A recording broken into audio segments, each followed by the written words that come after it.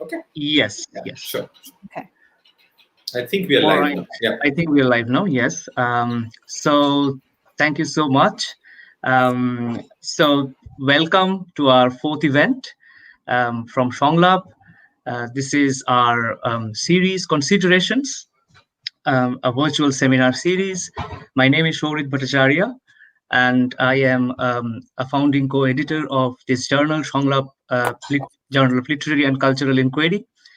So in Considerations, we found a new series to host it from Sanglap. This series is mostly about conversations and topics that relate to both the uh, in the wake of the coronavirus situation, and also to works and ideas, and so also experiences that are related to the current time period, and some of the issues, some of the tensions, major topics that we have been going through. So welcome again, and I'm very happy today to be able to host through Sanglap a particular event that is very close to something that I, as an academic, and I'm sure all of us, 2 years in, like, writing and publishing, and this is a monograph, and this is a discussion that we are going to be having on a book. So today's discussion is going to be about a recently published monograph by one of the Sanglap editors, James Martell, and Orko will be introducing the speakers very soon. Very few words about Sanglap as a journal. So we founded Sanglap, Orko and I, in 2014 when we were PhD students. And one of the reasons behind founding a new journal in literary studies was to bring our literary communities together. As I said, we were both PhD students, based in different, like elsewhere in different other countries away from home. So we wanted to bring that communities together, and it's great that we are now bringing even a wider community together through Considerations. So the journal has been running quite successfully in the last 7 years, and we are going to be publishing our very forthcoming issue in September, October, on pedagogy and post-colonial education. And then we'll move on with another issue on cultures of sexuality in March 2021. So some of these issues, as you would know from the journal website, are guest edited, and some remain open, but they always have a theme, specific theme that we believe and decide on an editorial level, and that we believe have a contemporary relevance. So Considerations was born in 2020. It's the latest addition to Sanglap's different kinds of activities that Sanglap does, translations. So we started with a literary journal in literary and cultural studies, especially with essays published, mostly as an essays-oriented journal. And then we added a review section, then we added a translation section, and then we're going to be adding an opinion section soon. And this is Considerations is the most recent addition to Sanglap's journey as a means, as a way out, as a gate through of literary endeavor and critical discussions. So I will not take any more time, and hand it over to Orko, who is going to be moderating today's conversations. Orko is an assistant professor of literary studies in the Department of Humanities and Social Sciences in IIT Gandhinagar, India. Orko has also published widely on European modern literature and Samuel Beckett, and Bengali writings, world literature, medical humanities, and psychoanalysis. Orko is also a chief co-founding editor of Sanglap. I have known Orko for a long time, and I don't want to talk a lot about what Orko is. Orko's a lot of Orko can be found at his website at Gandhinagar. So I'll just hand it over to Orko, who will now moderate the conversation from henceforth. So over to you, Orko.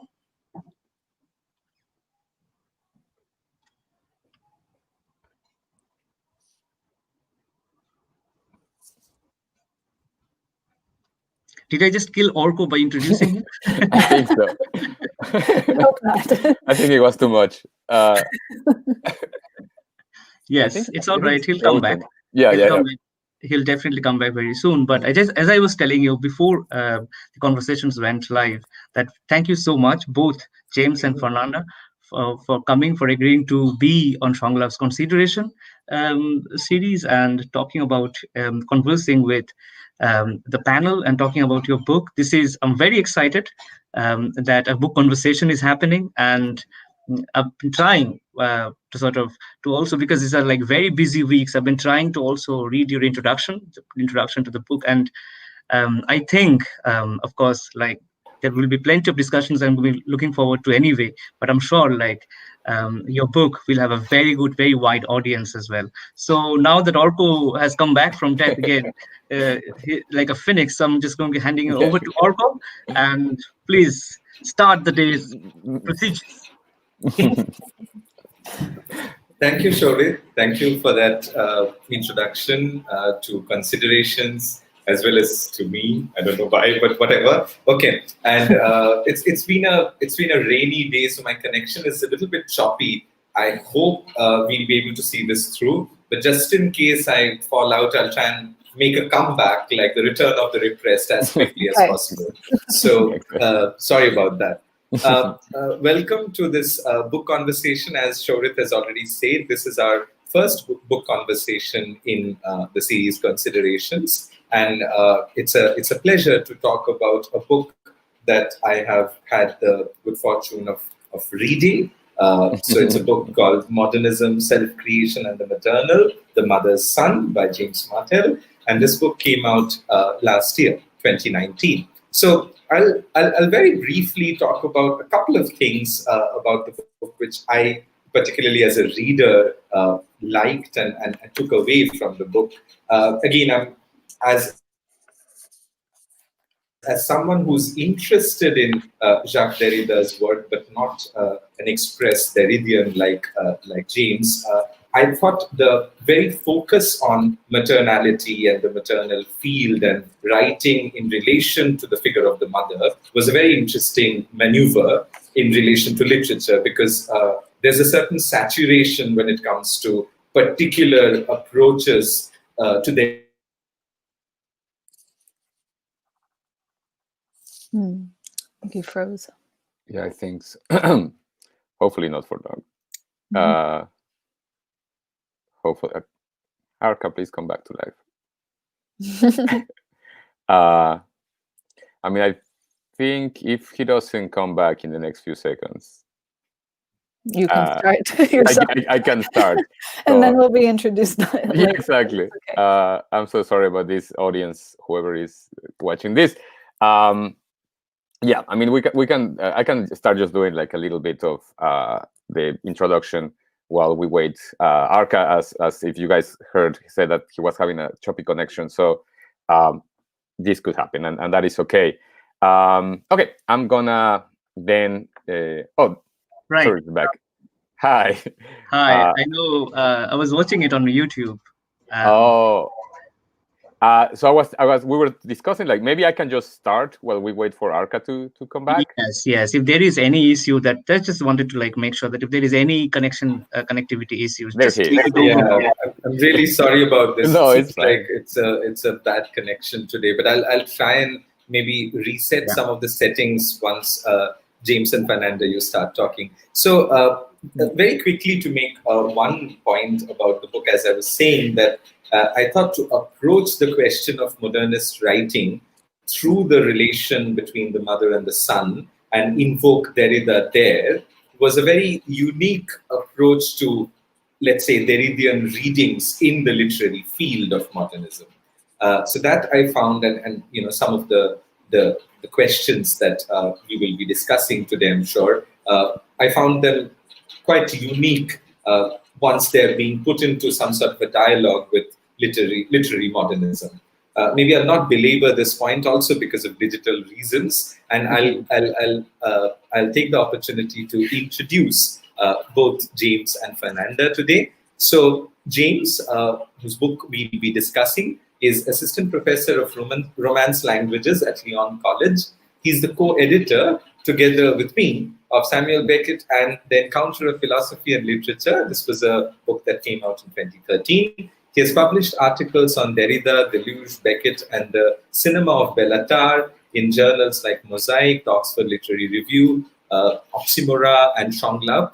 He co-edited, together with Fernanda, a special volume of Samuel Beckett Today, Aujourd'hui, titled Beckett Beyond Words. His book, Modernism, Self-Creation and the Maternal, The Mother's Son, was published in July 2019, and his upcoming articles are on Malibu and plasticity, Delusion Beckett, and doubles in Poe, Lars von Trier, and Defoe in a time of pandemics.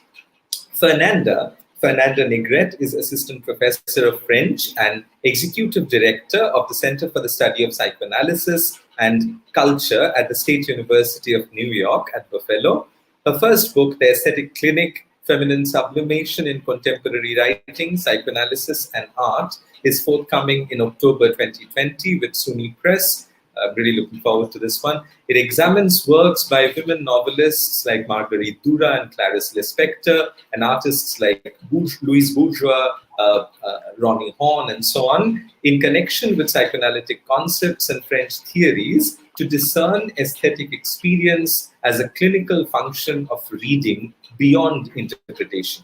Her essays on psychoanalysis, aesthetics, and modern and contemporary literature and art have appeared in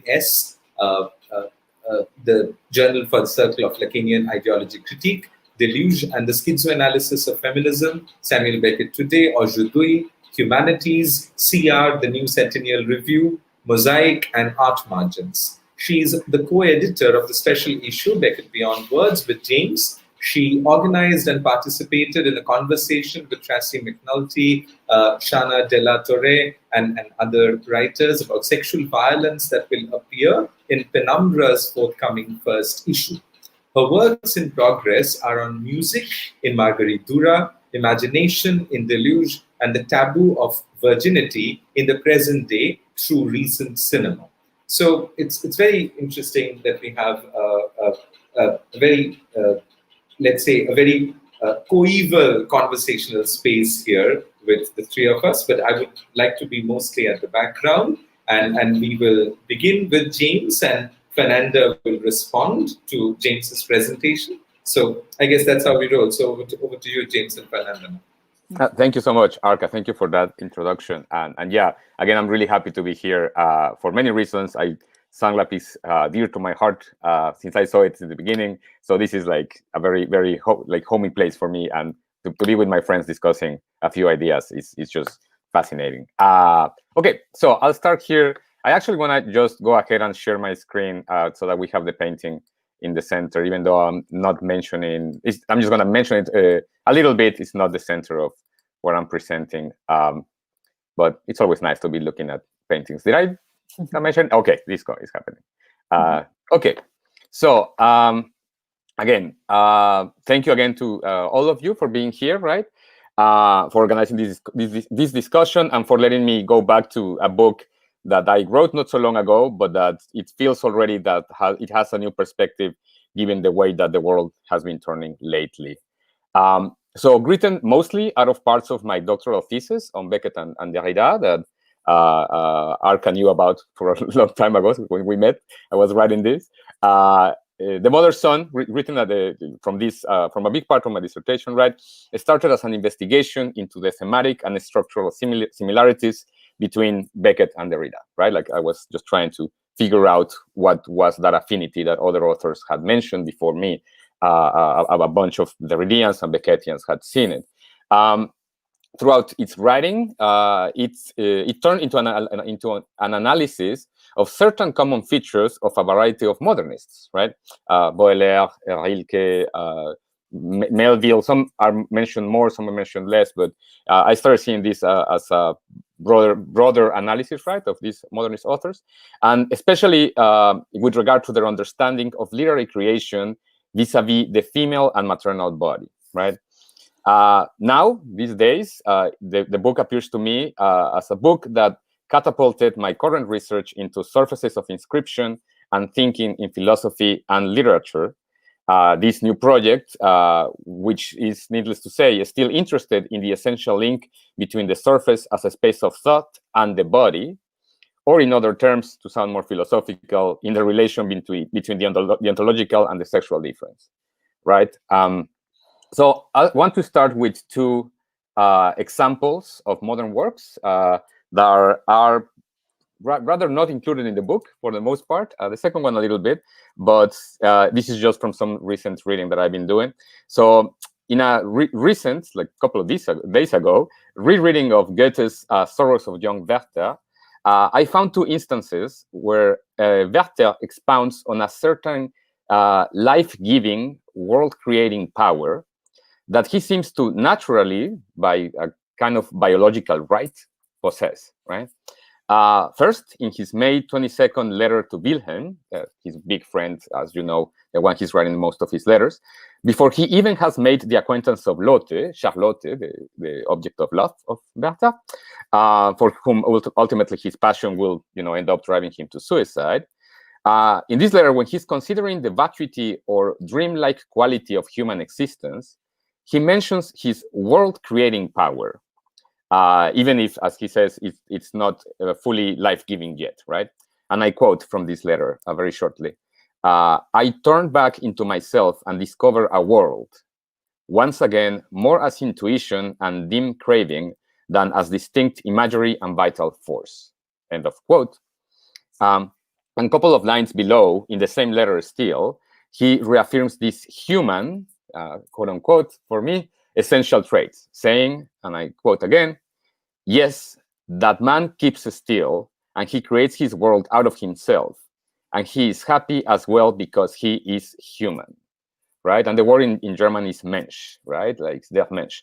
And something that is here important to underline in the German language, of course, right, is that Mensch, while it gets translated as human, it also de facto, for sexist reasons of history, it also is pretty much taken as man for the most part, right? So even though in literature or in the language it has the signification of human, it's already sexualized for the most part by different significations, right? Just as the other writers will use vibe in order to refer to the woman, right? Sometimes Nietzsche, particularly in his worst, most sexist lines, right? As an example. Okay.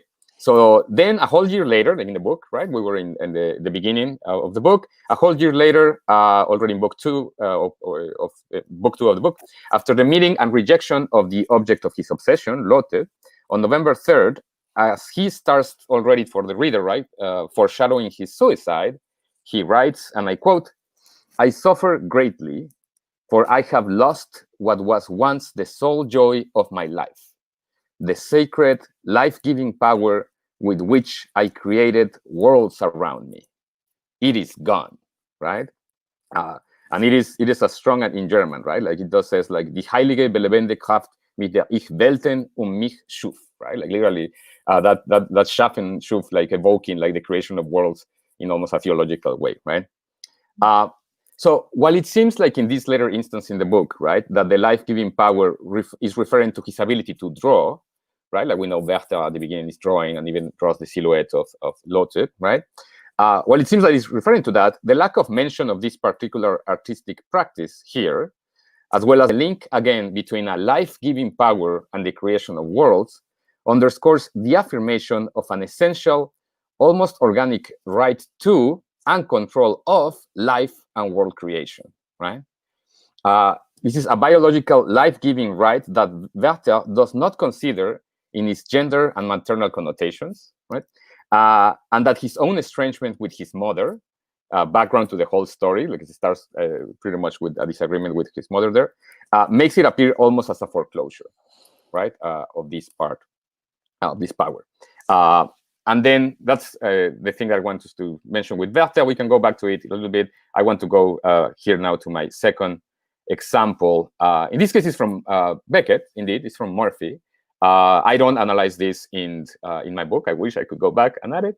But I see it more and more in this rereading of Murphy that I was doing and going back to the Mother's Son and thinking for this presentation, right?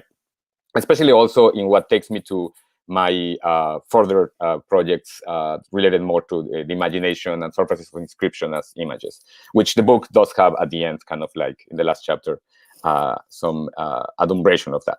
So to go into the example, in Beckett's Murphy on chapter 11, close to the end of the book, just after the catastrophic last encounter with Mr. Endon, the Beckettian hero starts getting naked as he walks back through the hospital towards his garret, right? Before getting there, where, as we know, he tied to his rocking chair will finally and accidentally die in a really funny way. He lays naked on the wet grass and realizes the effects the hyper-visual encounter with Mr. Endon had in his imagination, right? And this is where the quote is going to show up. Where the painting is going to show up in this quote. Quote, when he was naked, he lay down in a tuft of soaking tuffets and tried to get a picture of Celia, in vain, of his mother, in vain, of his father, for he was not illegitimate, in vain. It was usual for him to fail with his mother, unusual, though less usual, for him to fail with a woman. But never before had he failed with his father. He saw the clenched fists and rigid upturned face of the child in a Giovanni Bellini circumcision, waiting to feel the knife, right? End of quote. And that is the painting that we're looking at, the circumcision by Giovanni Bellini, right? And we see the clenched fist and the rigid upturned face of the child.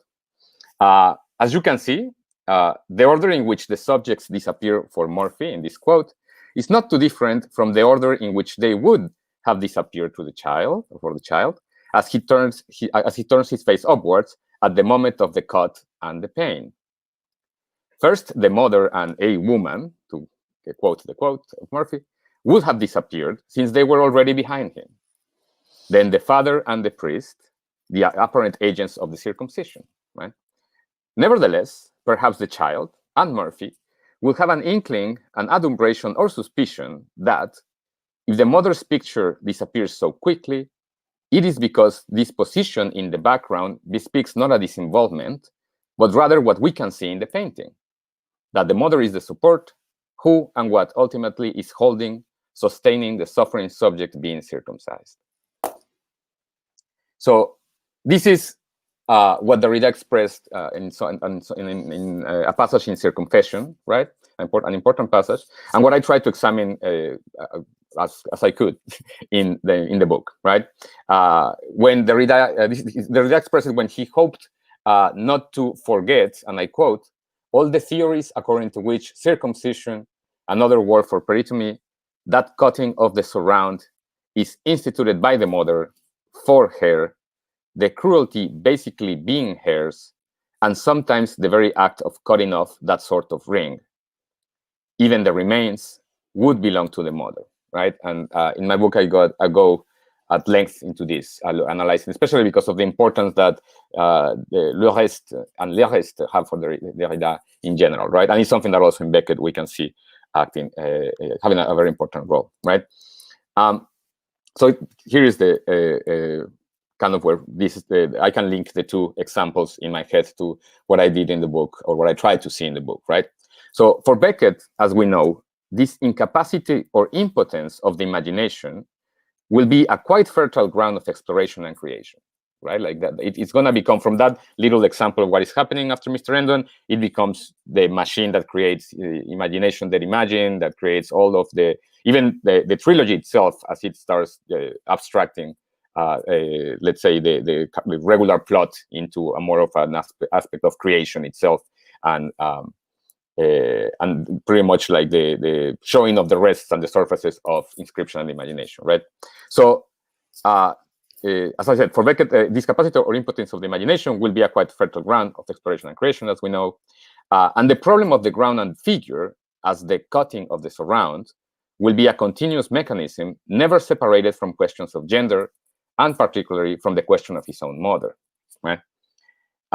In a similar way, for Werther and Goethe, perhaps, this incapacity or impotence of the imagination vis-à-vis the mother and a woman, especially as independent life-giving subjects, signals a loss of control of the masculine life-giving, world-creating being, the artist, right, in front of a rejecting, not created by him, object, right, as he sees Lotte, a loss of control that could only be savaged or erased It could be saved or erased, by the retelling of the story and its violence. In other words, by a violent silencing recreation of the world of loss, where somebody has to die, the character Werther, somebody has to be erased, the actual voice of Lotte and Werther's mother, in order for somebody else to survive, Goethe or the sorrows of young Werther, right? And this is part of like when you approach the end of Werther, right? Like there's this moment where it sadly becomes Werther a very common character of what we will see now as, you know, regular masculine violence in a crime of passion, right? Like sadly we see them in our culture way too often, right? But it starts in this moment where he's saying something like, you know, either I kill you, I kill Albert, Lotte's husband at the time, or I kill myself, right? Like, so it is absolutely in this logic of there needs to be a sacrifice, somebody needs to die, right? And this sacrificial silencing structure, right, where something is sacrificed, something is silenced, right, which also reminds me of what I tried to do in the introduction of the book by mentioning that encounter of Odysseus with his mother in Hades, right, in the land of the dead, and there has to be a sacrifice. It has to be for Tiresias because Tiresias is the all-knowing subject, right? And then he forgets this. The fact Circe says, like, don't give it to anybody, or don't talk to anybody before you talk to Tiresias. He sees his friend who died recently, so goes for him, like, hey, how's it going? And starts that dialogue, right? But when his mother appears, even though it's the first time that he sees her, he is shocked. Like the writing of Homer there marks as a surprise, but not shocked enough to, you know, give the voice to the mother or give the blood to let her speak, right? So anyway, this sacrificial silencing structure, right? We can see it, I think, in many modernist narratives, right? So we could see it in Ulysses in some way. We consider the body of Molly Bloom as well as the body of Joyce's own mother. We could even see it, I was thinking as I was preparing this, in Blanchot, as I tried to do examining in a chapter in a book a long time ago, in the literary space, where the figure of the woman per se is pretty much silenced for the most part and created precisely as this disappearance that creates the space of writing. We could see, and I will even go into saying in the Madness of Day of Blanchot, where precisely that quote about women's not the women not being afraid to die kind of bespeaks of this kind of strange violence that can sound like romantic in not such a bad way and close to romanticism, but still violent in the way of an affirmation over the voice of any female voice responding to this, right? So what I attempted to examine in the book is precisely this configuration, right? Both ethical and aesthetic, that gives us a text like Werther and a text like Murphy, as well as many others, right? And a lot of the most important texts of our modernist tradition, or the ones that we consider the most important text of our modernist tradition, right? So while the chronology of this, what I tried to call configuration, there are many words to express it, but let's call it configuration. While its chronology can be linked to modernism, precisely because of that trait of the modern that makes it always an effect of the past, even if an invented past. And this is, as you remember from the book, maybe it's part of, I'm taking this understanding of modernism from both Derrida and Jean-Michel Rabaté as precisely modernism as the obsession with the past, as a continuous hunting with the past, right? So even though we can tie it to this notion of modernism, I would dare say that it's not limited to the modern era, right? This logic, the logic of this configuration, right, is what I believe that Derrida formulates it well with two names, right? What he calls the logic of pregnancy and the logic of the obsequence. These are very complex logics that took me a long time to. I still believe that I have not completely understood them, but I'm working on it and I will forever be, right. But to try to define them really quick, right? Like the logic of pregnancy means the idea that because your mother carried you through the pregnancy, like whatever you do was always inscribed on her already, right? So even if you are creating, performing a matricide, that violence was always contained within her, right? So it creates, in the space of creation, in the space of tradition, and in the space of recreating oneself, creates some aporias there, especially with the negation of the mother or the negation of birth, right? And the logic of obsequence being Derrida's way of saying also that in the same way, the mother will always survive the writer, right?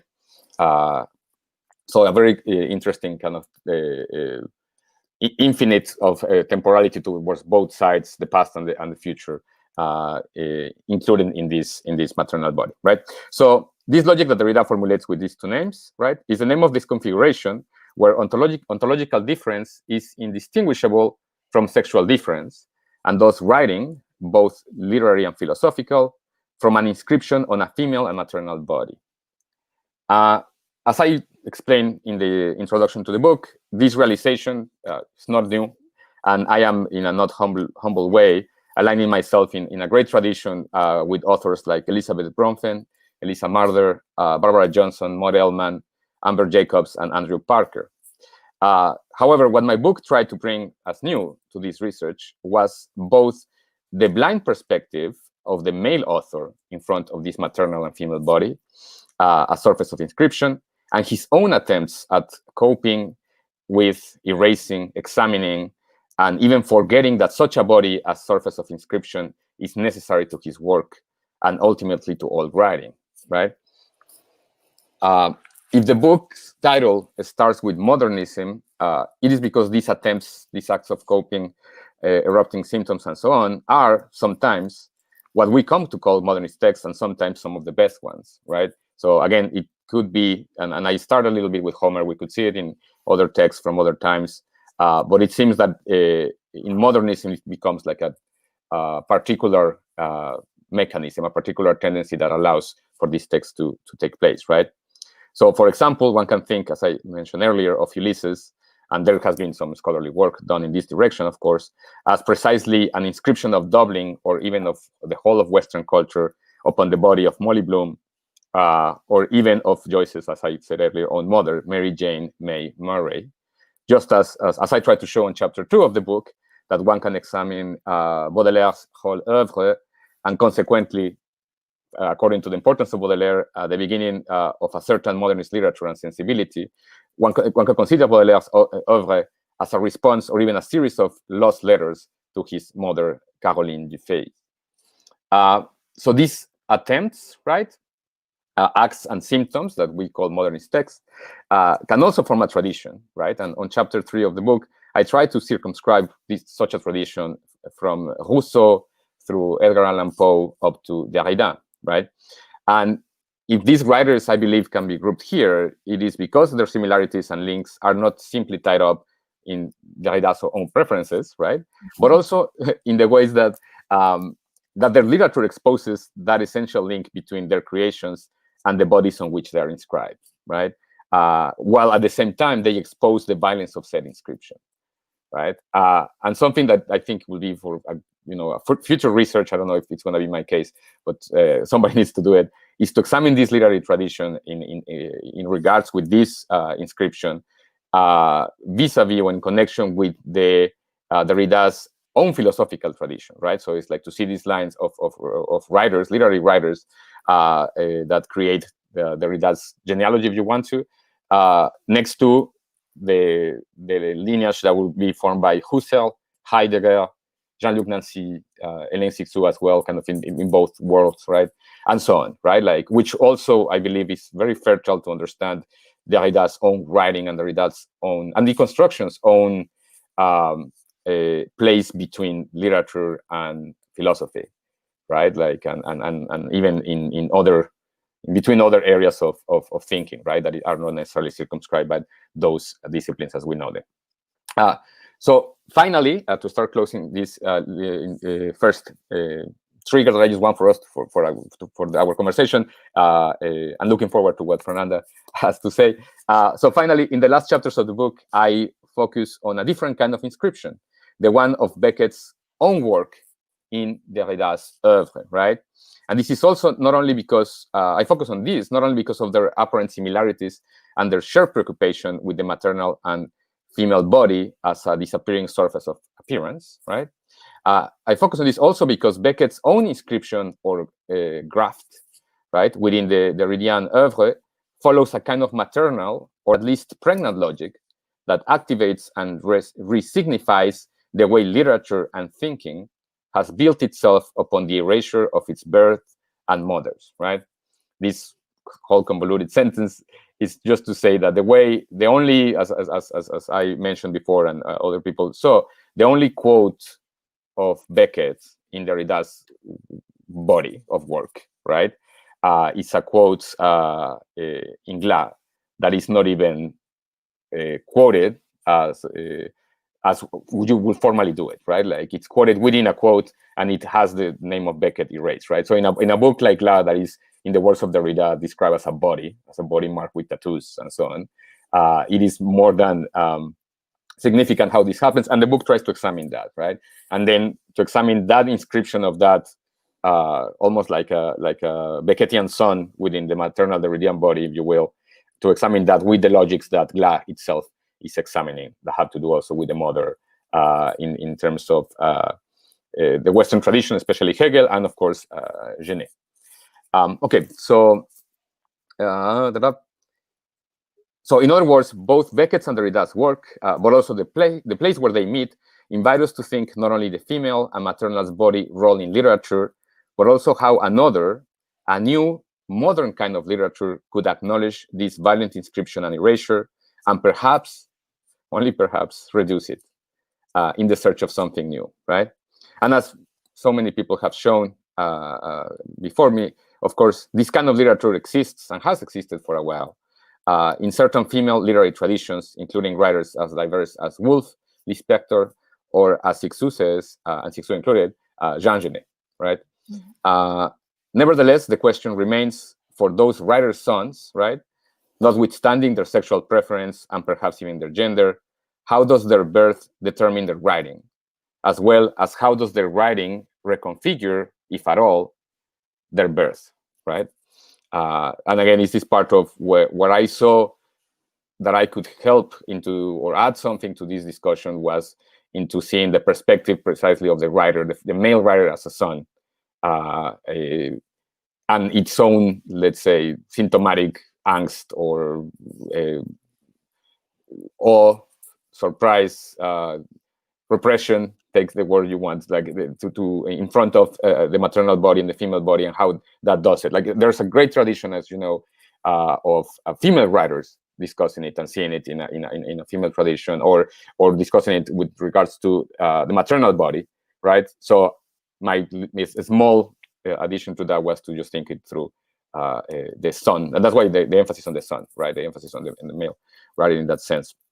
And finally, this is my closing statement. When I started writing this book, I had an inkling that the relevance of its point of view was growing, as I saw more and more the necessity to read modernism not only through questions of gender, but especially through birth as the crux of so many of his writers, right?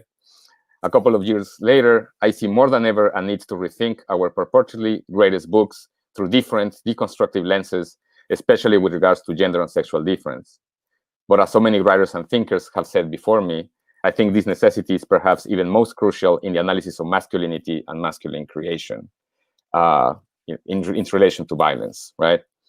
As the great comedian Wanda Sykes said recently with regards to racism in America, the problem is not ours, Black folks, it is yours, white people, it is your sickness. So our sicknesses have given us sometimes great works of literature, but that should not stop us from identifying them as that, sicknesses, that perhaps we cannot cure, but we can maybe control a bit.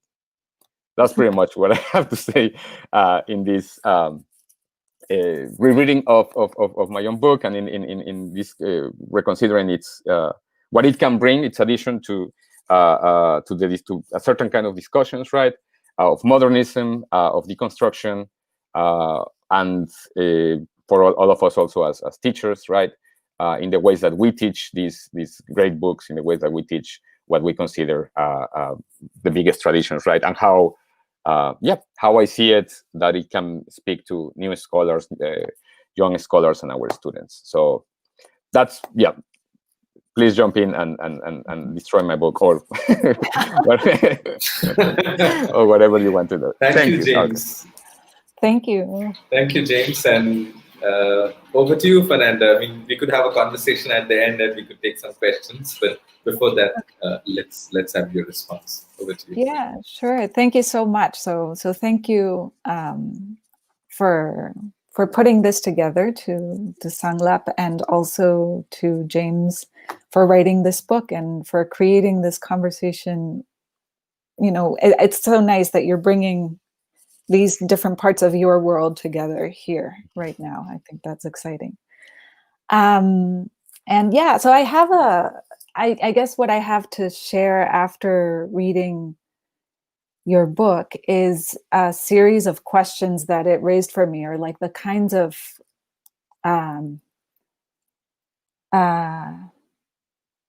enigmas that it brought to light in my mind that have to do with your book and that go beyond your book. They're just like actual questions, open questions.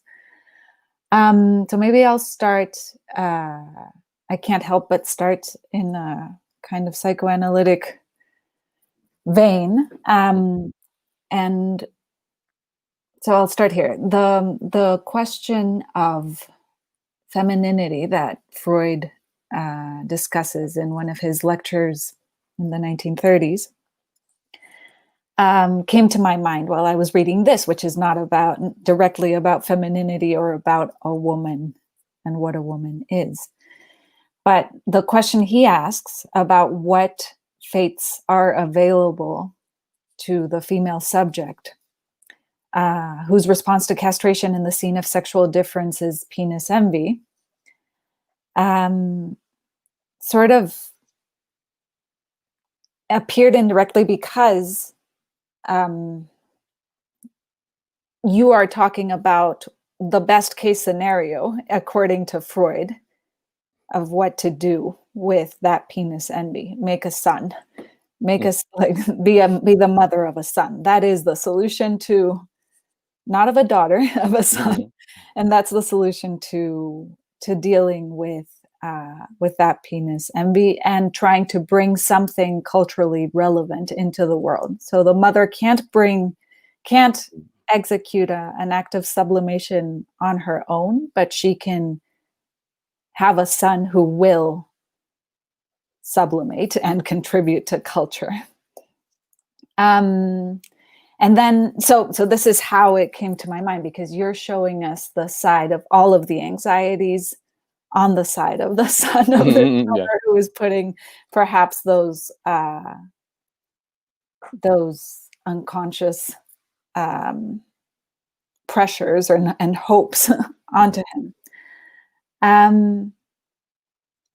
So let me see. So then the question that raised for me was, I guess, what can a mother be, aside from a few things that I captured in readings that I've done, but in your book, aside from the bearer of new life, the birth giver, and phantasmatically the tomb that outlives the child that you kept returning to, or the bearer, the body that bears the child's blows, the object of this matricidal crime, or the more or less disavowed couple to the son in the incestuous aspects that you also talk about. And then, of course, beyond your book, like in the case of a mother to a daughter, which is not what you were exploring, a mirror.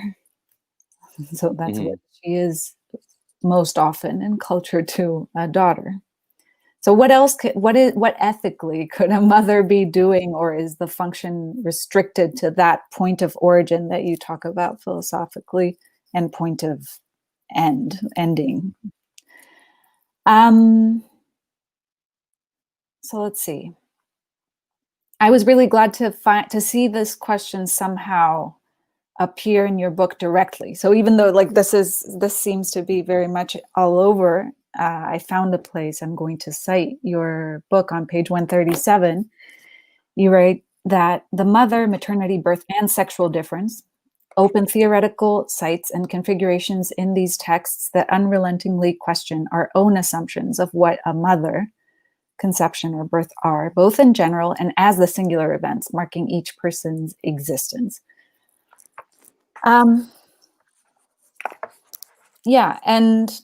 So this helped me think about how the approach that you're taking of looking at the position of the mother son in all its difficulty and anxiety is important. It is an important contribution because it seems to bring the son to the threshold of his inexistence, or the writer's son to that threshold of being like overwhelmed and on the verge of just never being able to exist, or in that fantasy of being contained or swallowed up by the mother and never born. So it doesn't seem strange at all that this question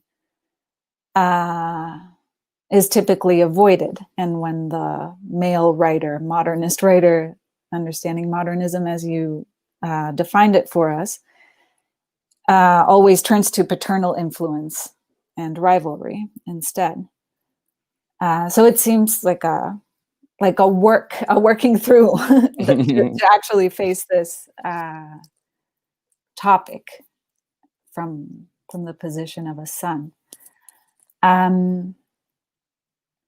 So these are a little bit scattered, but I'm just gonna go through them within the time that we have.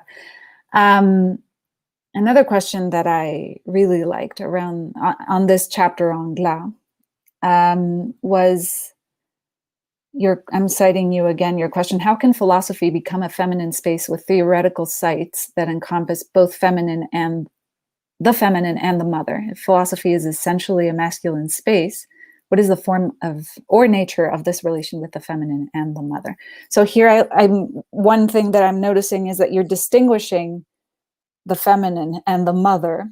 Yeah. Sometimes those get very blurry with each other, and I'm not blaming you for that. I think that it's part of what's happening in the modernist writers that you're reading, and it's and here you're giving each one a name and sort of I guess what I'm pointing to is what hides behind the symptom of this writing. So the symptom is a symptom that has to do with the repression of the feminine that is not the same as motherhood. That's sort of, or not the same as the mother. And yeah, but then it's, so I just wanted to highlight this question that I like. And I really like that you turn to the question that Derrida, and this is maybe, I don't know, maybe I should have saved this for the end, but I'm already here. So you address this documentary on Derrida and the question that he receives about which philosopher his mother would have been, and you capture all the muttering and the disorientation that it causes in him. I liked that quite a bit. And then you say, as we read Derrida's, Beckett's, and any other work that implicitly or explicitly deals with the mother, we have to ask ourselves whose mother it is that we identify or think about on. And so since your book is the work, is a working through of the question, I just want to ask you to respond to that question. Oh boy. Let me see the page to look at my words exactly. I have them on my. Yeah. I know it's close. It's probably the last chapter. I think it's the chapter on Glas, actually. Oh, on Glas. Okay, so I'm a little. So let me see if I can find the page number. Okay, so it's probably the logic. Yes, so the logic of pregnancy, chapter 5. I'm just gonna look for that quote. Like I can see it because I remember adding those mothering and marks of.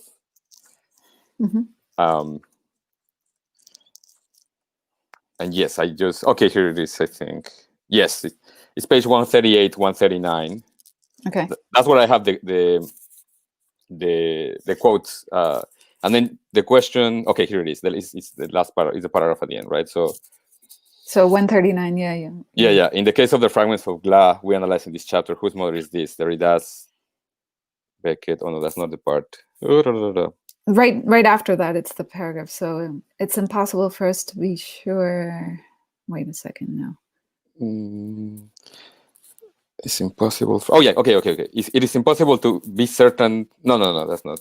Apparently, I use the word "it is impossible" a lot. Is it by any chance 138, the paragraph that begins with "How can philosophy become a feminine space"? Is it that one? That was one of the ones I was citing. Okay, that's the earlier one you said. Okay. Yeah. Okay. And right after the big quote, right. 139, you say these questions are significant. Yes, not only for the law. Okay. Yeah, exactly. And then was mother is it that we define. Okay, I found it. Sorry. It was just like in front of, it was my punctum caecum. We have to ask ourselves whose mother it is that we identify or think about on. Yeah, I mean, yeah, thank you for sending back the question. It's a hard question, I know, but perhaps. Yeah, no, but and I think it really it goes to take, and again, thank you so much for also the previous comments you were making, because it goes to that the crux of that point for me, and that I see in these writers, right? Like, and again, like thinking in the best case scenario of what literature can do, especially in the future, and what we can do when we read these texts, right? And it is, I dedicated the book, like if. Again, like more plugging in of the book, but like when I was thinking about the dedication, right? Like I decided to go with "to whom we write on," right? Like to play a little bit, obviously, on the idea of I write on Beckett, so I dedicate it to Beckett. But I also, there's a surface that is not there, right? Like there's a surface, and that's part of the question of the mother. And you said it well when we are differentiating between the feminine and the mother. And I was really careful. I really want to be careful about that, because not only because I don't want to confuse them, but because I think that sometimes in this tradition and in other traditions, that confusion, like, it's always happening. Like it's always going to happen, especially maybe to the masculine mind, right? Like disregarding of your beliefs on, having kids, not having kids, like the mother you had and so on. And I'm trying to answer your question at the same time. But disregarding of that, right? Like there is always this idea of this body that I'm, that I see, that I'm attracted to, that whatever is your drive towards that body as a person, right? Like the fact that it can give birth, right? Like it's something that for any creator, I think, especially, carries this signification. So in order to, not fall into any, symptoms or traps that are really bad, right? Like one has to keep that distinction in the head. But I think like Derrida was clear about this, and Beckett was symptomatically clear about this. It is impossible to completely split it, right, in the mind. Like even though for a mother, for a woman, like of course there are like ways and moments of and difference in how that would be split or not, right? So I think try to answer my own question that you threw at me, right? I think that is kind of probably what I would say is what happens in any good modernist text that we like, or how can it be read? It's like when you look into it and you're like, okay, what kind of mother was Joyce writing on, even when he wasn't really trying to write about his mother, right? Like there are, for example, there are theories. There was one of Maud Ellman's students before me had written a book that I should have read. I feel bad I haven't, but on how Finnegan's Wake was a response or an attempt from Joyce to communicate with Lucia, with his daughter, right? And I think that's kind of like an example of what could this be, right? Like when I ask this question, what kind of mother are we thinking of when we write about, of, or on things? It's not only about how do your understanding sexual difference in your life and in your creation? How are you understanding ontological difference, right? How you're understanding your role as a writer or creator, and how you're understanding the role of what you have is going to have as a potentially perennial mark, right? As a potentially like eternal mark. And I think that the trick of it is that if the writers, like if and I believe, like, you know, there's that famous quote when they asked Derrida, like, hey, what do you think about postmodernism, so on, and he says, like, let me know when modernism ended and then I'll talk about it, right? Like, so if I believe with him that, like, we're still in modernism, right? So like new modernist writers, like, why would another, us as writers and scholars, right? Like, when we are writing again and like and in the future or for the future, right? If we keep these things in mind, like if we try to keep that question in mind, and as a question precisely that is open, and I really like the fact that you use the word enigma, right? Like, if we keep it in a deconstructive stance of as an enigma, right? Then we will probably, maybe, hopefully, avoid the reification and objectification and violence implicit in that will make us repeat narratives, right? That are not only bad literature sometimes, but also dangerous, right? Like, so I think that's kind of what I try to do and what I'm asking in that question. And why I think at the end, the book that considers this problem had to deal with Derrida and Beckett. Because I think my final thesis on them both is that they saw, and I discussed this with Elisa Marder once briefly, and we had a small disagreement there, but I think they saw that, you know, they attempted in their writing precisely to find ways of minimizing that violence, thinking it through, and then finding ways of, like, once you think it through, like, maybe minimize it, right? Elisa Marder said, and maybe I'm misconstructing what she said, and if she watches this, she can tell me later, but she thinks that deconstruction doesn't try to do that. She thinks that Derrida is not, his view of deconstruction is not that it should become like a minimization. The violence cannot be minimized. Like, you cannot reduce it, right? I disagree. I think I think the attempt of Derrida and the fact that the closest thing for him to deconstruction is justice is precisely this striving, right? So I think, like, to give a final answer, I'll say, like, what kind of mother is this? Like, for me, it's like when I went and saw, and I think, Arca, you went to recently. Maybe I'm wrong, but I see so many pictures on Facebook. But, like, if you go and see the tomb of Hegel in Berlin, right, and you see, like, next to Hegel, you see his wife, right, and I think it's Fichte who's next to Hegel. I forget. Yeah, I think it's Fichte. Same thing, right? I think so, yeah. And when you see those tombs, right? Like, I almost grabbed the tomb of Hegel's wife, the picture that I took, and I wanted to make it the cover, if they had let me.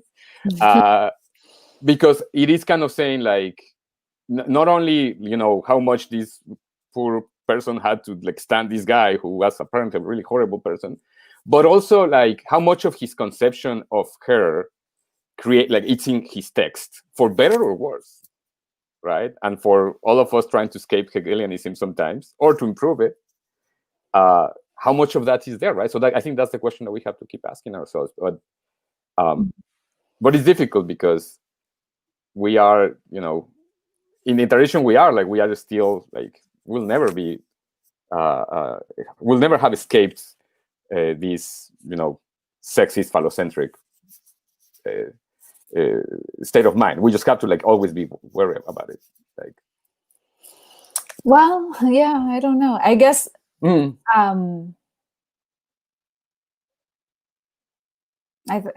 of me thinks you're right in this last point that you're making, but or whether you think, I mean, but perhaps what I'm I don't know about. I don't, you know, I'm not in deconstruction enough to make a very strong claim about what it can and what it can't do. But I want to think that there's something other than just minimizing and controlling, because that's never going to be a real solution, or that's never going to be enough. That there would be something like and this is perhaps me being very idealistic, but that maybe there would be something like overcoming and taking a different ethical position that is not based on watching yourself and controlling that violence, but instead in giving that violence a different shape, and also addressing it in a way that is not about destroying an object that is presented as as you said at the beginning in your introduction, as this someone or something that has to be destroyed in order for me to live, or in order for me to exist. So maybe that there is an ethical position that is not oppositional in that sense, but this is just how this is what I want literature to be able to open up as a space, or this is what I want writing to also do. And that's just me.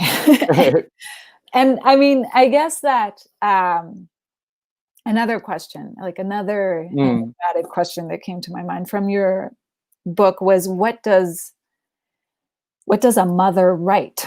Can a mother write anything at all, or does a woman need to not, or does a woman not write as a mother? Does that kind of stepping away from that have to happen? But this made me like, in order for her to write, in order for the woman to write, but this made me think in your book about Proust and the influence of mothers, grandmothers, and female writers such as Madame de Sévigné, who wrote to her daughter as a mother. So that's kind of interesting. But I don't have an answer to the question. I wonder if you have asked, if your own work of writing this made you at all ask yourself the question of what a mother writes, or if she cannot write. I mean, you've showcased many mothers who can't write, sort of. I think that's a great question, and I think it's a tricky question because I didn't, like, obviously in the selection of cases that I was doing, right, like to find a pattern, obviously I did not go into the ones where when I destroy my hypothesis in some way, but that is to say, not exactly that, but in the sense of, I agree. Like, for example, like Joyce's mother clearly had some issue with not being able to write, right? Like, and Joyce, and part of Joyce's understanding of the mother, I think, has to do with this, right? Like, Baudelaire, funny enough, like, there are a lot of letters, right? Like, she was not a writer, like a professional writer, right? But not that he was a successful writer at the time either for a while, right? But I think that will change. Like, it would be interesting to look into writers who actually had, for example, a mother who was, if not a writer, an artist in some way and successful at it, right? That will change from, and again, the book was trying to focus on writers' sons. I know that. Yeah. So we can. I guess I'm addressing the question to you as, like, after the experience of writing this book, like, do you have, like, it doesn't, the book doesn't have to do that work, I know. It did its own work, but do you, I mean, like, it's, you think about this question, or is it at all intriguing to you to like in the research that I did, for example, reading the scholars that I mentioned today, right? Like, a lot of it has to do with, a lot of them were female scholars. A lot of them they will really go into also their own experiences as mothers, right? Like, I think particularly, if I look here really quick into my list, I think particularly, I think Amber Jacobs, maybe. There was another writer here that I didn't mention, but that also, like, there's another writer that also took it from the queer perspective, right? Like, because later she started, I think she got married or something, was in a relationship with a guy, and then discovered that she was actually lesbian. And at the moment of writing the book, there's a dialogue with her mother on writing this book on gender studies, but also on her discovery as a lesbian person, and what does that imply as a writer and as a daughter, right? So I saw a lot of those cases where obviously was like as a cisgender male, like I am, like I understood it, but I could understand why, you know, the fact that you could become a mother will change your understanding when you're writing theory about motherhood and about like creation as a giving of birth will be different, right? Like and again, like what I see in the writers as male, like is this obvious, like, you know, we talk about like Freudian penis envy, we talk about motherhood envy, the fact of being able to give life, right? That so now when I see it, like, and I think that's the point, like when I see it now in future writing and in future considerations of the issue, yeah, I mean, I kind of share your own hope. Like I share your own hope in the sense of there could be an understanding of creation that could go beyond the biological enough to consider, you know, the body itself as a surface of inscription. And then when you are creating, you don't have to make an aggressive stance or a sacrificial stance in order to, you know, create your object, right? Like, be it of thought or be it of literature, right? So it gives me hope, for example, to read texts that have like that go beyond gender, right? Like it gives me hope to read the Sphinx. I forgot the writer right now, but like playing with like no gender writing. It gives me hope to, and I'm trying to get more into Jean Genet, like to read also like queer theory that and queer writing that will do this, right? But yet, like at the same time, as a modernist, like as a kind of like a high modernism guy who also teaches this, right? Like I feel maybe my obsessive neurotic self, who's a specialist in this, also wants to keep, you know, working on Beckett and working on these guys to be like, it's not to save them, because I think they're good in they're good works, but it's yeah, exactly. Yeah, but it is to say like, okay, so we have a possibility of a future of thinking that is really good, and let's go back and read through these new theories and through these new surface of inscription and through these, like, in some way post-gender, if you will, spaces of thought, these guys, right? Let's try to do that. So that, yeah, that's how I live it. And I see your point, like not trying to live in or write in a completely neurotic, like, I shall not do violence way, like, but do, like, I don't know, like maybe because I'm sorry that I'm gonna get like catastrophic here, right? But like when I see such like an emergence of fascism in the world, right? Like, and I consider fascism with Deleuze as like that Sabbath of stupidity and malevolence, right? So I still, and I wonder as a cis male how much of those, because like sometimes it's a hard experiment to do, but like when you, like Deleuze was really clear about how we all have fascist tendencies, right? Like, so when you try to examine them a little bit, yeah, I think it is that's why maybe I'm like so like trying to think about controlling, with maybe that same drive to control could be developed into a fascist tendency. That's sort of, yeah. So that's sort of, yeah, I think I'm saying this also with these kinds of tendencies that we're seeing in the world and these problems, and or since you were referring to questions of race as well, like one reading that I have right now in mind a lot is Achille Mbembe's Necropolitics, where he is reading Freud and saying, yeah, like it seems that we need to, that what is ending democracy, or that what is showing the failures of democracy is this fact, or that, yeah, or that something at the origin of its failure is that there's a need to constitute oneself in opposition to an object.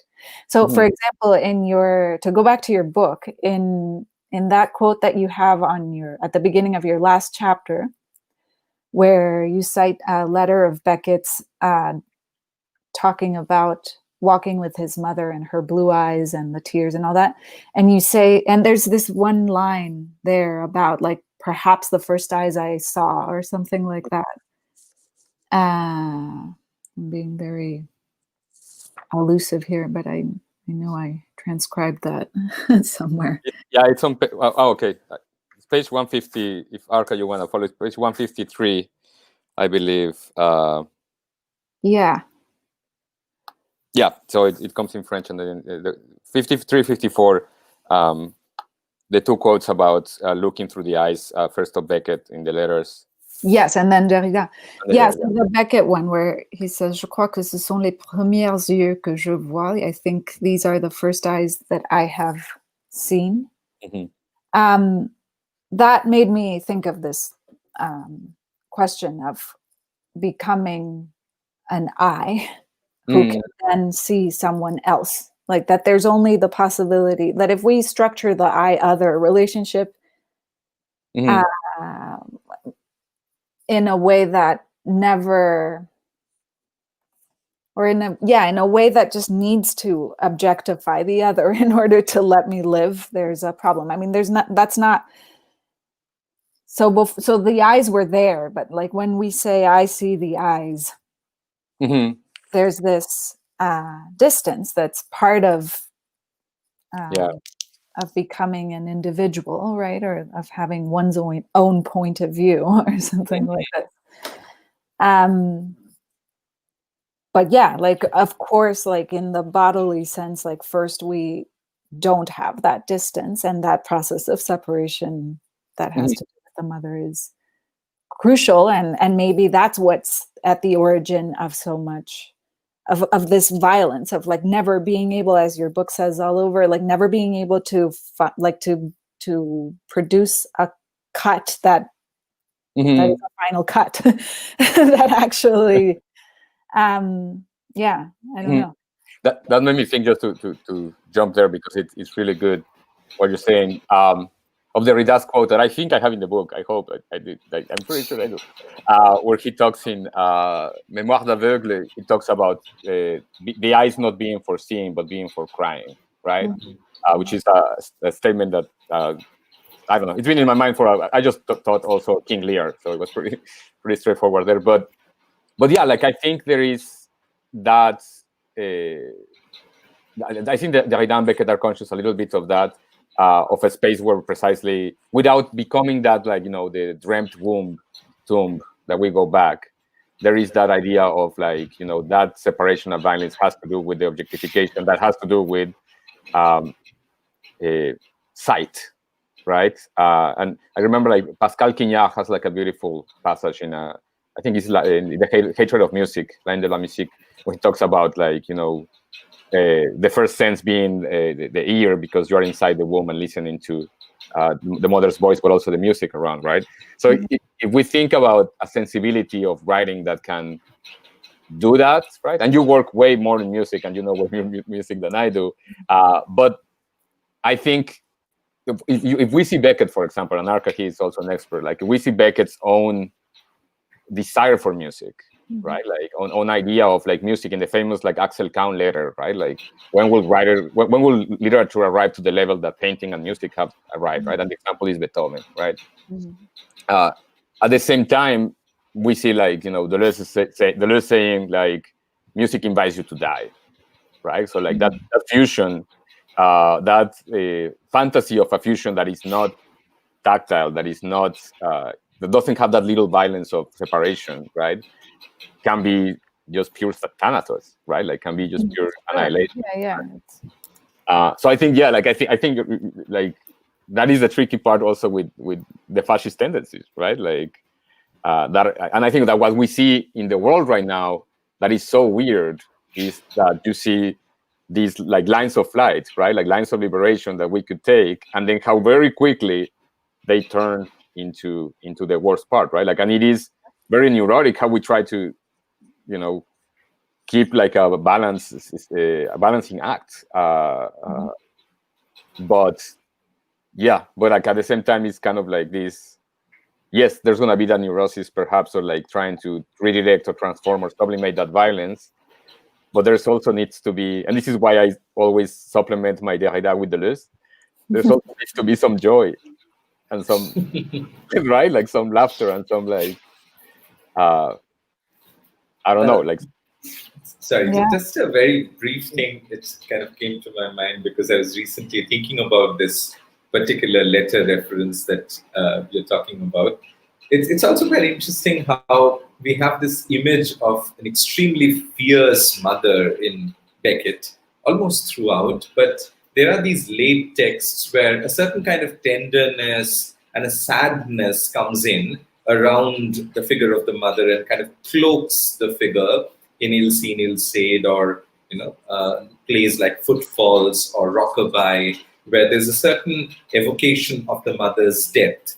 And this is a letter where, again, I mean, I think it's from the final volume, and it's close to a time when she's dying, I guess, and I'm not very sure about the exact chronological moment, but it's also very interesting. Recently, when I was going back to how it is, again, there's this very interesting little image that kind of almost drops in from above in the part 1 of how it is, where we have this image of, again, a very fierce mother figure trying to force the little guy to, do the prayers all right. And we have the burning eyes of the mother.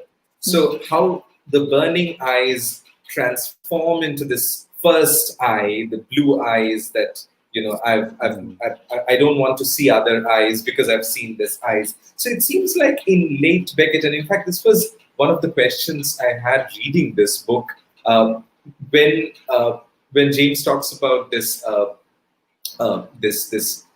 a kind of a relation with the mother, or a certain going back to the mother without that matricidal violence, which is almost endemic to the function of writing. What would that relation be?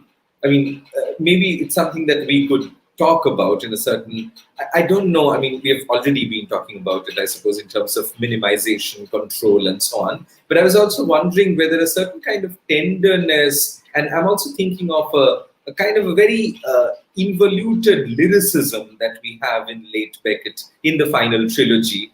And again, I mean, to give a very obvious example, maybe it's interesting how in the early stories, when the same moment with the mother is remembered, he actually mentions that particular moment when the mother basically says "fuck you" to the child, and he mentions that "fuck you." That's very interesting. It's not there in Company. By the time we reach Company, it's the same moment that gets remembered once again. And this is a moment where I think the child asks the mother, how far is the sky? How far the sky is actually. And it simply says the mother made a cutting retort, but it does not mention the actual expletive.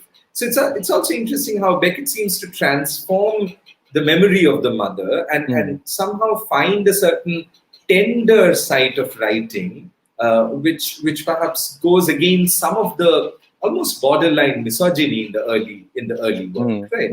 So especially in texts like Murphy, where it's quite apparent in certain turns of phrases as well.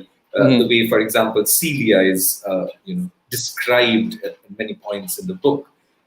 Sorry, I'm going perhaps too much into certain details, but to come back to the discussion of the book, I suppose, I mean, one of the things that perhaps, I would be grateful to know a little bit more about would be how we think of this in a way, so some of this anxiety that we're talking about and this relation of writing to the body of the mother comes from the fact that the birth itself is, biologically speaking, a kind of uncoupling from the mother's body.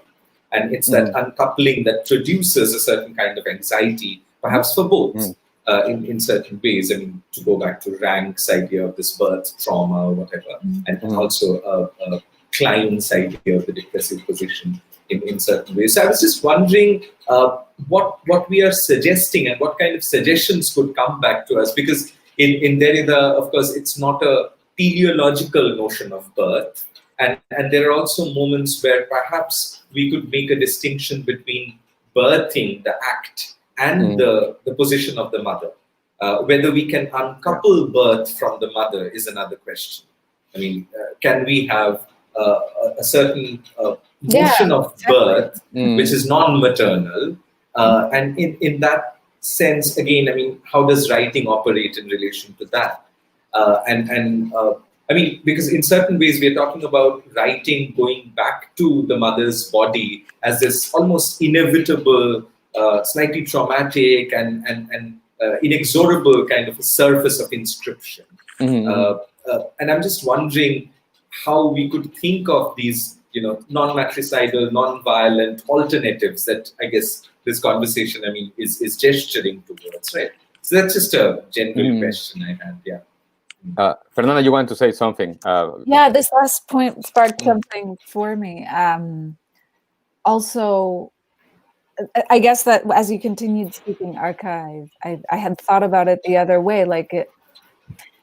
I guess my question, and it's not like it is somehow in response to reading your book, but it doesn't have to be answered by the book, but this is the conversation, is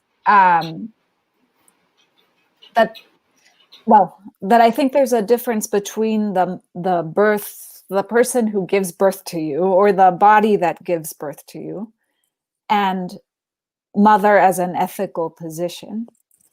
And so that's sort of what I've been turning around. Like, what is so not just birth beyond the mother's body, but also the mother beyond the birth-giving act of a body, like what a mother can do. And especially since you were bringing up these mothers who write letters, like these mothers who are who are the addressees of something, and then who are trying to respond to some demand, perhaps, or I don't know what else. So that's all I wanted to add here. No, that's great. I think you guys also made me realize something from the book, but also of what we're saying here, that I think is very important, right? So I'll say, my own stance, of course, is yes, absolutely. We have to split, and we see in some of these writers, right, the split between birth, as Arca was saying, itself as an act, right, and then, as you're saying, Fernanda, motherhood as a stance, as or the figure of the mother post-birth, separated from birth, as a caring act, and so on. And also links to what Arca is saying about that tenderness that later Beckett will see, right? But I want to switch the question around, because I'm a little tricky, and it's there is that part, but it's also when we're thinking the other way, when we think about Derrida as a writer, philosopher, and then all of these writers, when they considered it's not a matter for them at this moment or in my example of splitting birth from the mother, but when they consider in the abstract notions of beginning, starting, founding, right? Can they split that from the mother? Even in the abstract, right? When to begin again, right? So Beckett's attempts at beginning and failures at beginning something. Derrida's master thesis on the concept of origin, right? When philosophically we're talking about notions of beginning, foundation, and start, right? That seem to be disembodied form, literally from anybody. They seem to be in the abstract, right? It seems that they still carry in them this link to a kind of maternal presence, especially as you say, you both are hinting at this caring part of it, right? And almost you could almost take us to Heidegger's notion of the care of being and Sorge and so on, right? So I think that is kind of also one of the issues, right? It's they have some of them confused, and especially maybe what Arca you're saying, early Beckett, right? Because early Beckett is also a teenager. Early Beckett, right? It's a young man that is very angry and it's great to read Murphy and Watt and so on and the earlier poems, but we see, this rebellious attitude that as we grow old, we discover how we recognize the sins of our parents better, and we're okay, I understand now, I've been there, right? So I think there is that part, but it's also what interests me sometimes, maybe philosophically, is why can't they untie then, or what can we untie any kind of notion of foundation, or and that's the thing with writing, right? And that's why this book, as gender studies, could go, or as an example of gender question, could go into a post-colonial question and so on. When to bring more politics, sorry, but when we think about the problems with the status right now, right, status in and monuments in the U.S. being tumbled down, and there was a great piece, I think, in the New York Times by a writer, an African-American writer, saying like, the traumatic thing about this is like that Confederate soldier there was not only like, a racist, like violent criminal and murderer, but was also a rapist, and I have his blood. Right, like, and then we talk there about like when that foundational monument there establishes that city, right? That is kind of like whenever we write, and that's kind of what I'm trying to push with the book. Whenever we write, we're writing on something, right? Like, so the Mother is a great example, perhaps because of that, that Derrida so well, such a crazy attempt to remake yourself in modernism and to get rid of your birth, right? But any other instance of like writing, like when are we, writing from like a white male position? Like how much am I, like as a still Mexican citizen, like how much of my writing was erasing or is still erasing the indigenous population where I was living, like the kind of like genealogy of it, right? In my personal family, like I'm sure there were like the rapes of like women of indigenous women by like European ascendancy at that time, right? So yeah, so my question, I think you're absolutely right. Like we need to split it, but I wonder why we don't. Like, is there something like why do we have to, why do we have that inkling when we talk about beginning that the mother is in the back, or there's something about it that is in the back, right? Like, and I don't know if it's just that trauma of being born, right? I'm really sorry to be doing this. It's the worst part of moderation. But I guess just for the purposes of time, I know we could go on forever. Maybe we could take some questions. Yeah. I see there are some interesting questions here. So what I'll do is I'll flash them here on the screen so that it's easier for you to see it. And so I think Anita has 2 questions, but maybe you can begin with this one. And yep. So I think you can see the question, right? So I don't need to go through it. Yeah. So I mean, it's up to you how you want to respond to this. Both of you, maybe. Thank you for the question. And with that, the Night Watch, La Veilleuse, that's a text that I really, really love, and that took the book where it is. I think that's you're hitting the. And then Fernanda, if you want to jump into or Arca, please do. Can we think of the non-relation with the maternal differently from the matricidal angle? I think we can. I think it exists. I think we see it. Otherwise, the world will be horrible. Like I think there is. It exists and it's lovely, right? But I will just say, like, going back to Hegel, is like any love relationship can potentially, sadly, turn into a violent relation, right? Like, so I think that's kind of the thing. It's like we can, but it can always turn ugly. The question that I would say is like, what happens when we do, and I think this points to what Fernanda was saying. What happens when we do, and when we write with maternal relation in mind, not a matricidal relation in mind, right? Yeah, the title of the book was going to be on the matricide, but they didn't let me. Routledge. I guess I'm just struck I'm reading the question a few times, and I'm struck by the non-relation with the parentheses, which makes me think of the non-relation in a Lacanian sense, like the non-relation just in general. That seemed, but I'm not sure where. Like, I wish she could just tell us more of what she has. I think she has that in mind, because I'll just flash this next question, which is more Lacanian. Yes. Yeah. Can you think of a jouissance which is maternal? Yes. Yes, exactly. I think Anita really picked up on some things that were on my mind. I didn't say jouissance, but yeah. Okay. The mother who writes an inscription in terms of infringing on the real.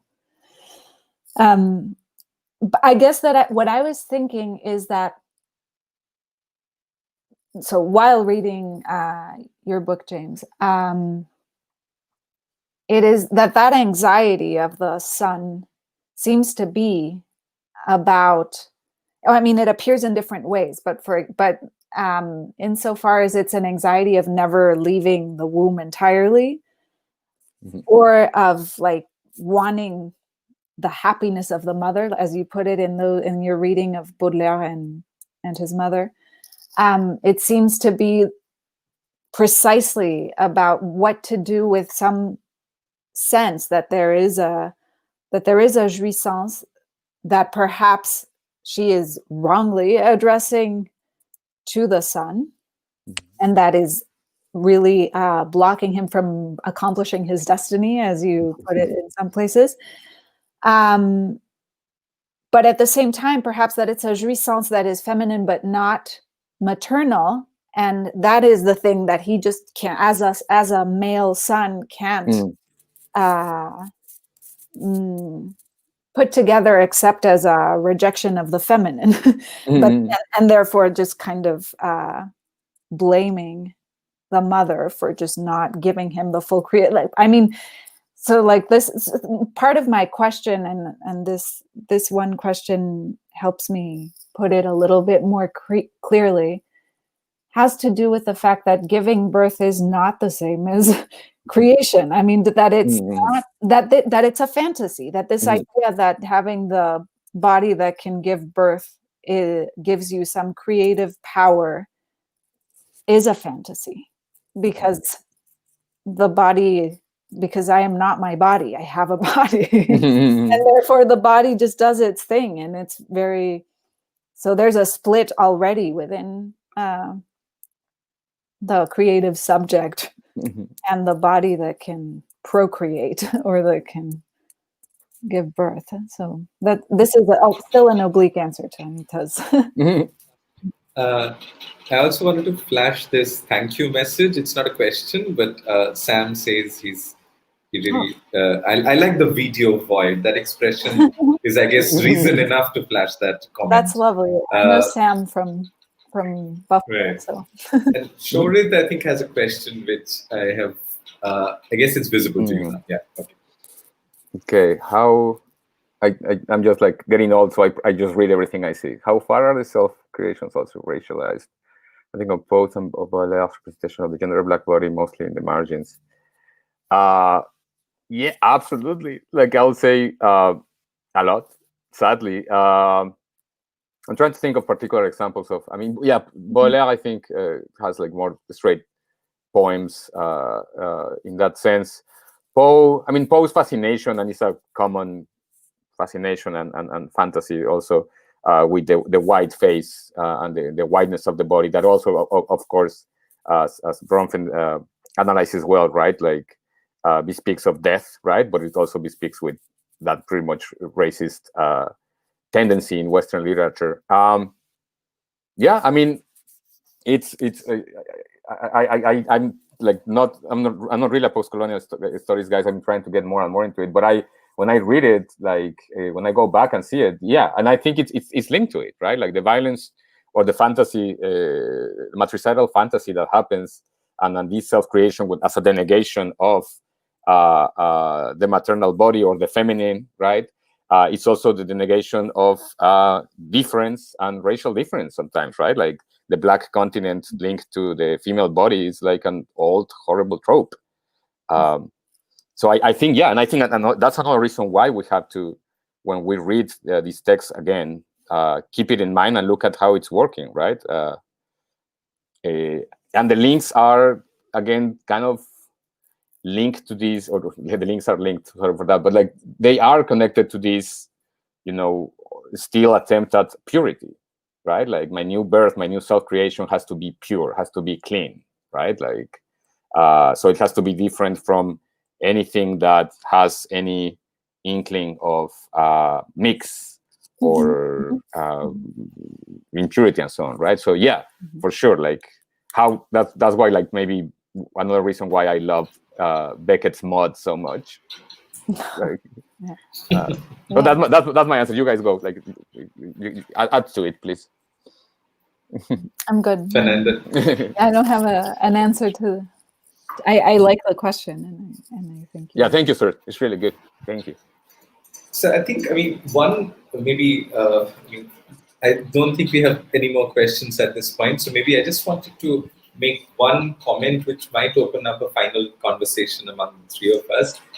And this is again a slightly general comment, but for me, this what the book also opens up. I mean, apart from the fact that it's especially the reading of Glas, and around that the kind of reading you weave of Beckett and Endgame, and again those tropological connections between circumfession and Endgame around the old stancher. And it's very interesting. So it's very there's sort of almost a meditatively slow but a very intensive quality to the readings in the book that I particularly find very interesting. That's just an observation. But I also wanted to say that in a way, I mean, what I think this book really opened up for me was this connection between de-Oedipalization of psychoanalysis and deconstruction, because in certain ways this sort of non-chronological logic of obsequence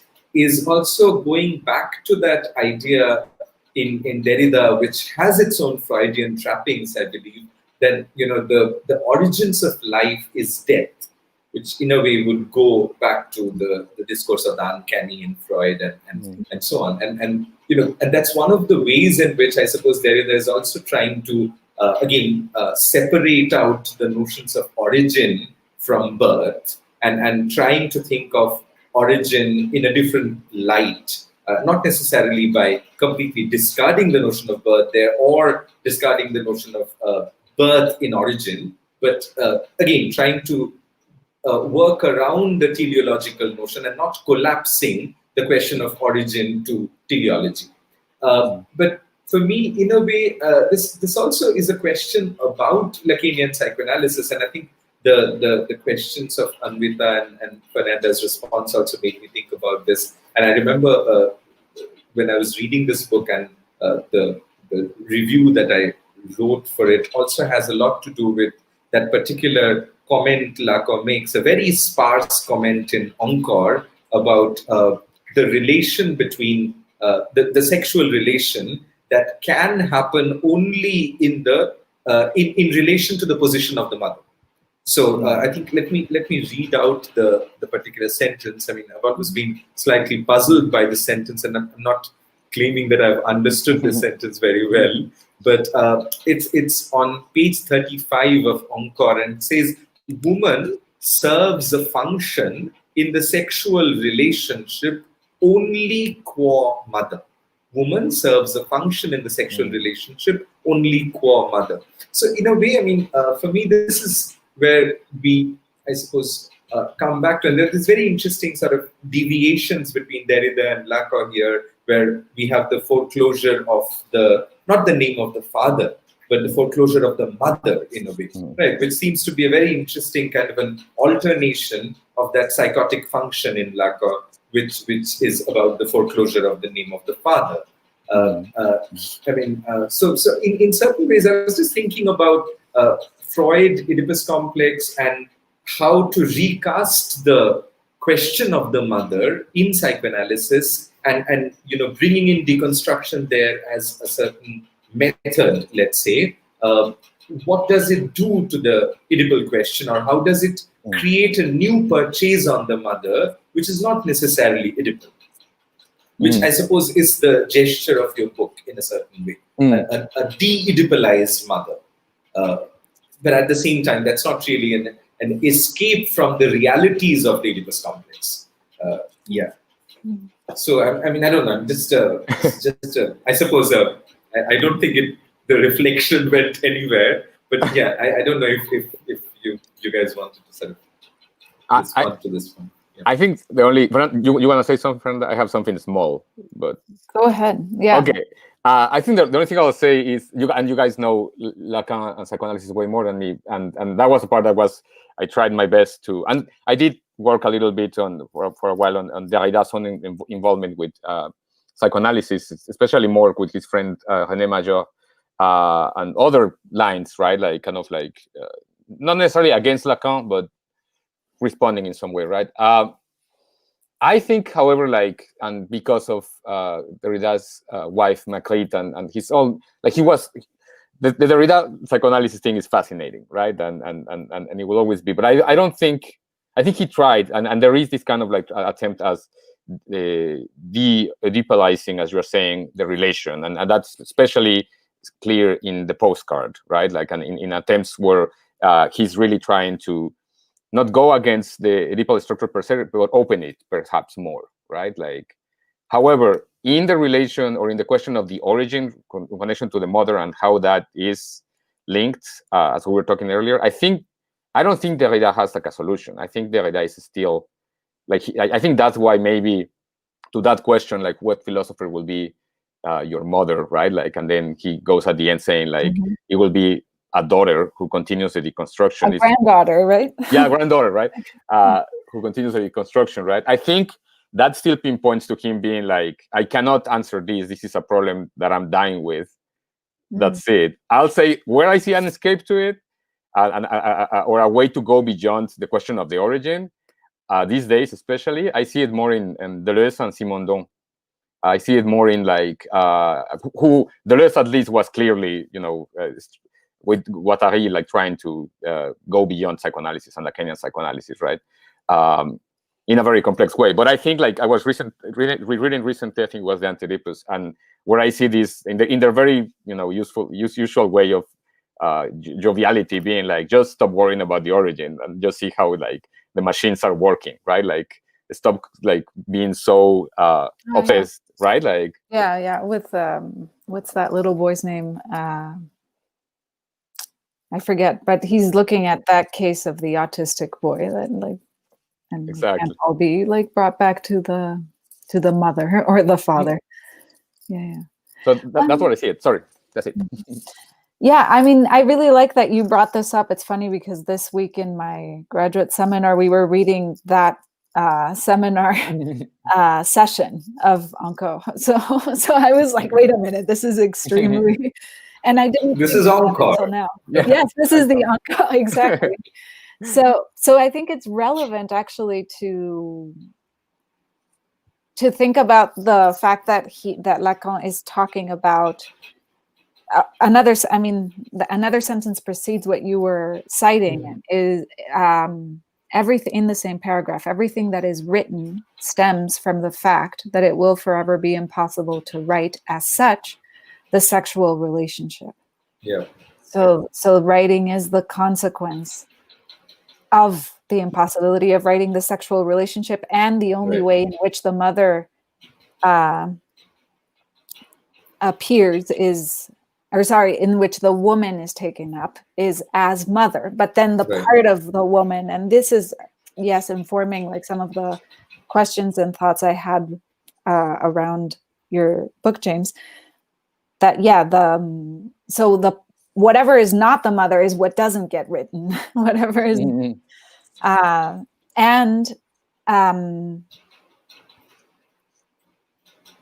so there's this illusion or this useless attempt to write the sexual relationship, and it's never possible. And in taking up the woman as mother, it continues to be impossible. And not that we could just like in a progressive stance say, okay, let's like a progressive liberal stance, which is totally fine, but we couldn't simply say, all right, now let's see what that is about. Let's see what that other part that is not mother of the woman has to say. So aside from being like, maybe the question is, why aren't we willing to listen to that? Like, why are we always bringing that woman back to the position of the mother in order to speak or to say something or to answer to culture or to the writer, male or female, actually? So I think that's pretty interesting, and I don't know. I feel like we could just like talk for another hour. Yeah. Form some more. ideas, but I think Yeah, I mean, yeah. Sorry, go ahead. Oh, I was going to say, if we're approaching conclusion time, I will say that like Fernanda just sum it up perfectly, and it just clicked on my head when you said whatever is not the mother is what doesn't get written, and that kind of, I think that's exactly, you made me understand the moment when Derrida in Glass says, like, you know, precisely the mother is the Aufhebung, right? Like, so I think at some point it's this idea of, yeah, why are we like so obsessed with the mother in that sense? Why is the culture like so obsessed? Like, it's kind of like the patriarchy or the patriarch like functioning is to keep this fantasy going, right? Yes, exactly, to keep that mother reproducing herself. Yeah. To sort of go back to the Lacanian thread, we have a +1 question here. So the +1 question comes from Deepanjan, who's, I think, referring to Fernanda's question. So I don't know, I mean, if you want to take this up, Fernanda, and of course, James, you can both take this up. Oh, that's an interesting question. How are we to choices? Yeah, his funny rapport with Nora. I mean, it depends what you mean by funny. Like I was thinking about Joyce's letters to Nora, which are lovely. If you, Fernanda, you want to say? I'm thinking about it. It's taking me a second. Yeah, especially if we think of Lacan reading Joyce, and in fact, there in his seminar 23, I think, the Santum, he says that Joyce did have the sexual relation. In fact, like that he was able to engage in that, and I guess that Nora is a part of this break, but I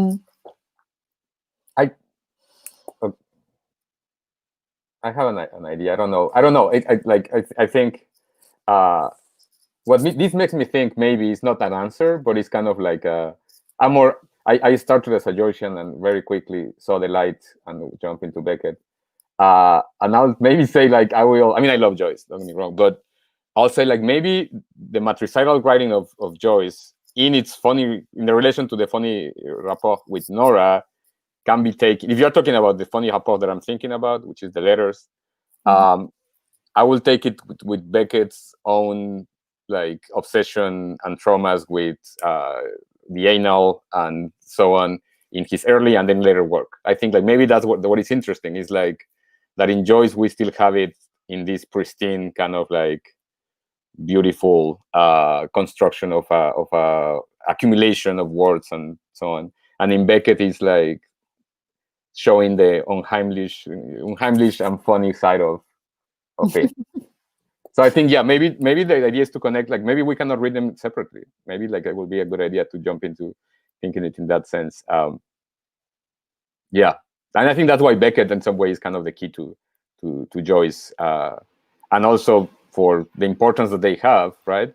A big key to Western literature and the trauma of making everything the mother. It also sort of made me go back to one of the earlier points Fernanda was making, I suppose, about the father's relation with the daughter, and to what extent in the Joyce case we have this. I mean, of course, it's much debated and it's very complicated and almost impossible to conclude upon. But whether or not Joyce was, in certain ways at least, implicated in that whole, circuit of madness that was there or created, we would never know, I suppose, about Lucia. And to a certain extent, I mean, especially he had this sort of very strong claim in the letters, right, that she is the special child and she's a great writer and she takes after me. And there was almost this sort of a transferential projection of his own sense of genius onto the daughter. And we don't know what it did to her. It may not have been undamaging, to use a word that maybe doesn't exist, but whatever. Yeah. And I think like lately there is also, because of that, there is this fascination of saying like, the only way to understand Joyce at the end is through Lucia, or maybe we have to understand Lucia, so let's go back to Joyce, right? Like to do it. Yeah. But I think that's a wonderful note, maybe to draw a close to this session. Thank you so much to both James and Fernanda for this conversation. I certainly learned a lot, and I think maybe there's another question. I don't know if do you want to take one last question? I can see another question here. Sure. Is it all right? Yeah. Yeah, I'm okay. Okay. Oh, Ashley.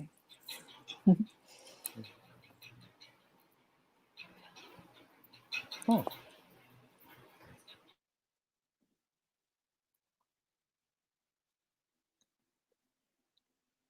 If the mother can ever exist outside the world she plays in language, yeah, she does. No, like it is in language, like it is, yeah.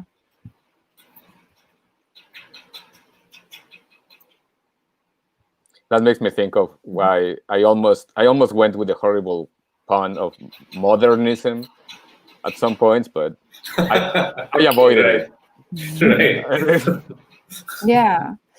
No, it just, yeah, and that's why Lacan perhaps says woman does not exist in a sense, like that's part of why in this same seminar that we were talking about. Yeah, but I guess that there is it's interesting that you're talking about reading Genet, James, and that you're taking into account Hélène Cixous's idea of Genet as a woman writer. That's interesting. And I think, I mean, it just sounds like we need to read at not just only men and women, but also different structures, right? Like we can't stay too neurotic here because that really limits our, like what we can do, and it re-editalizes everything if we do that. I think so. And I think, again, like these days, what I see more an invitation to that is or because I've been rereading it, is like in Deleuze and Guattari and some things there, like invitations to do that precisely, to see different structures. Yeah, and actually I happen to know, because I know Ashley, that she is writing a dissertation on the mother-daughter relationship. And she was very excited about your book. And she's exploring figures like Georges Sand and Colette and Simone de Beauvoir and things like that. So that's awesome. Yeah. So you guys have a lot to talk about, actually. I'll be happy to. That's awesome. Yeah. Okay, so maybe that's a great point to end. It's interesting how the questions kept on coming towards the end as we were, pushing towards the curtain point. So it's great. I mean, that's how. So there's this sort of an unfolding of the dialogic field, I suppose, that goes on forever. But thank you so much to both James and Fernanda for making it on a Saturday morning. I mean, it's the beginning of the day and it's now pretty heavy, right, after this conversation, but I hope not, right?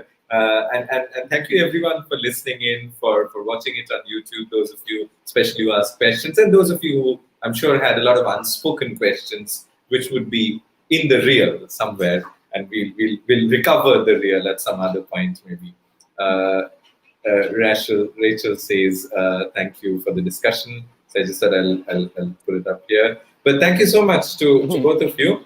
I think, this is where we close for the time being. We'll come back and recommence the conversation at some other point. Thank you so much. Thank you, Arca. Thank you, Fernanda. Thank you. Thank you, James. Have a great day. See you guys. You too. Bye. See you. Bye.